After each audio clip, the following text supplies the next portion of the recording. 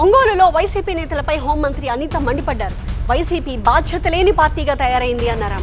యువకులను రౌడీ మూకలుగా మారుస్తున్నారని, రప్పా రప్పా అంటూ ఫ్లెక్సీలు పెట్టిస్తున్నారని ఆగ్రహం వ్యక్తం చేశారు.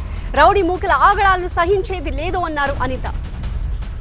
ఒక బాధ్యతారహితమైన ప్రతిపక్ష పార్టీగా తయారైంది. నిన్న మొన్న కూడా చూస్తే ఎవడో ఫ్లెక్సీ పెడతాడు, రప్పా రప్పా నరుగుతామని చెప్పి. ఆ రకంగా వాళ్ళు కూడా ఎలాంటి వాళ్ళంటే పిల్లలు చూస్తే 18 సంవత్సరాలు 17 సంవత్సరాలు పిల్లలు, అలాంటి పిల్లల చేత ఇలాంటి ఫ్లెక్సీలు పెట్టించడం.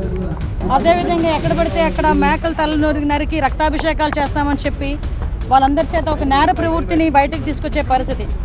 ఈరోజు పోలీసింగ్ పరిస్థితి ఎలా ఉంది, పోలీస్ పరిస్థితి ఎలా ఉందంటే ఒక పక్క లా అండ్ ఆర్డర్ని మేము ఎంత పర్ఫెక్ట్గా ముందుకు తీసుకెళ్ళడం ఒక ఎత్తు అయితే, ఇలాంటి రౌడీ మూకల్ని అరికట్టాలి అన్న దృక్పథం కూడా మాకు కూడా ఎక్కువగా ఉంది.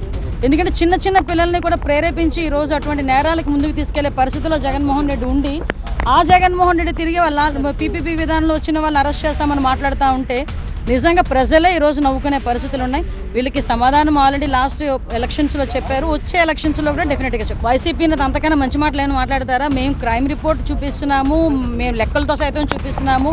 ఈరోజు గాంజాకి ఇంతకుముందు హబ్లా తయారైన ఆంధ్రప్రదేశ్ని ఈరోజు గాంజా రహిత ఆంధ్రప్రదేశ్గా మార్చడానికి ఈగల్ని ఏర్పాటు చేసుకుని ఎఫెక్టివ్ వేలో ముందుకెళ్లే పరిస్థితి. ఇంతకుముందు లాస్ట్ 5 సంవత్సరాల్లో గాంజా వద్దును ఒక వ్యతిరేకంగా ఒక చిన్న అవేర్నెస్ ప్రోగ్రామ్కి ఎప్పుడైనా ఒక ముఖ్యమంత్రి అటెండ్ అయ్యాడా? అప్పుడు జగన్మోహన్ రెడ్డి అటెండ్ అయ్యాడా?